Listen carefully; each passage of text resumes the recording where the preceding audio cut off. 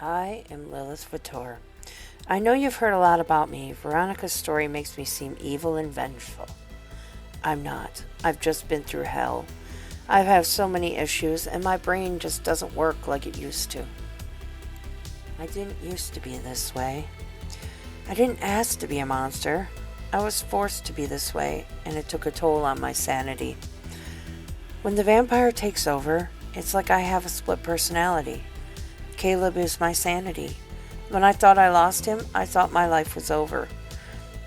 Despite everything I've ever done to him, he keeps me sane, he takes care of me, and he stays with me. This is my story. This is our story. Please listen. Please understand. And know why I am the way I am.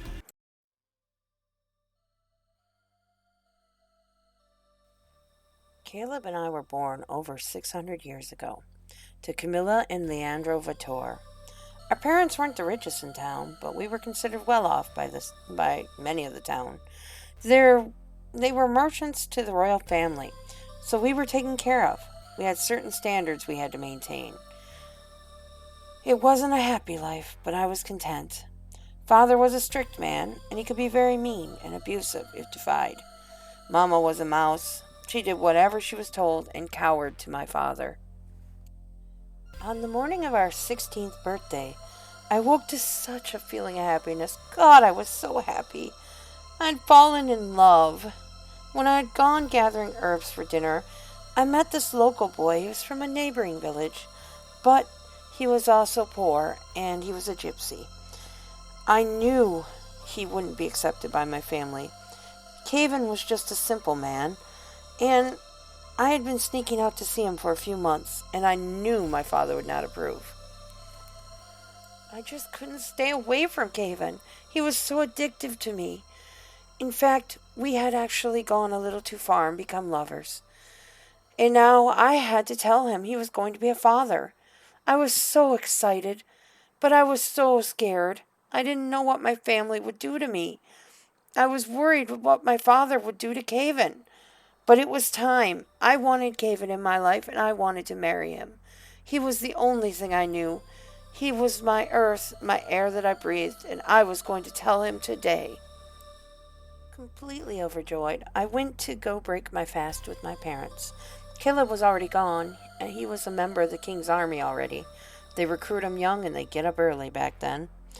So as I was eating my breakfast, my father came to me and had the biggest smile on his face. He said he had a birthday present for me. Now this was very unusual. My father never celebrated anything, and he certainly did not buy us gifts. He took my world away, totally blew everything up. He announced he had betrothed me to the king's nephew, Rodrigo Valentes. Rodrigo had just moved to town and needed a wife. I was of age and available. I still see the big smile on his face as he told me this. He was so proud of himself. He had found me a proper match.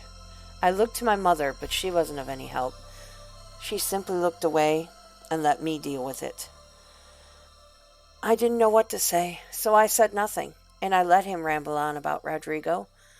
I had no intention of marrying this man. I had planned to run away and find my Caven, and we would leave together. At least that was my plan. My mother pretended to be upset. But oh, Father, you have no idea what I have planned. You're not going to hold me here anymore.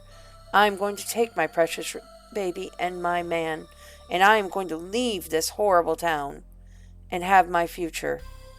I have never been so dreadfully wrong in my life.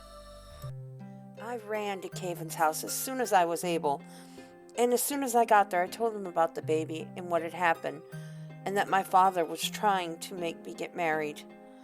Caven told me he would be the father, he would take the baby, and he would marry me, but he didn't want to run away.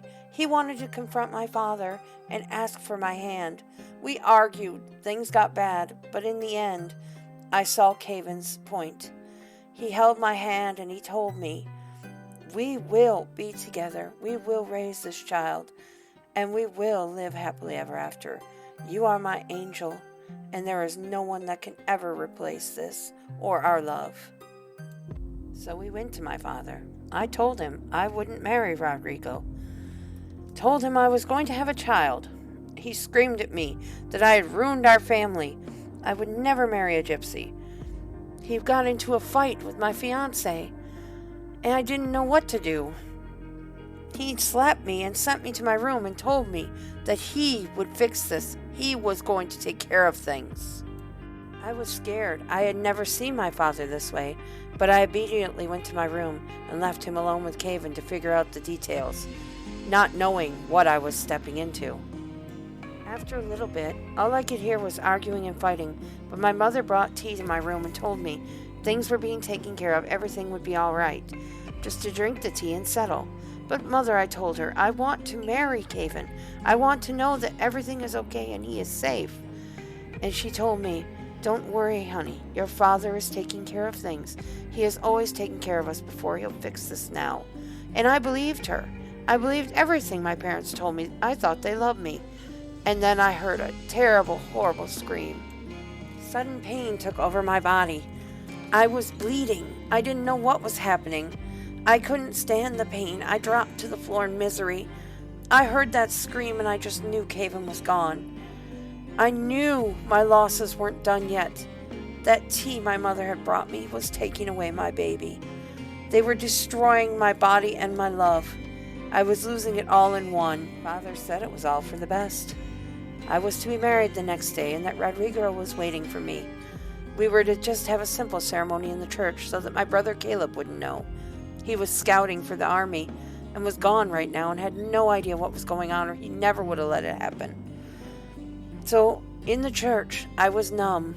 I didn't know what I was doing, and I met my fiancé for the very first time as he became my husband. Money was exchanged and my freedom bought. He didn't care that he bought used goods. He just wanted a wife. I had no idea the worst was yet to come. All of my nightmares were about to come true.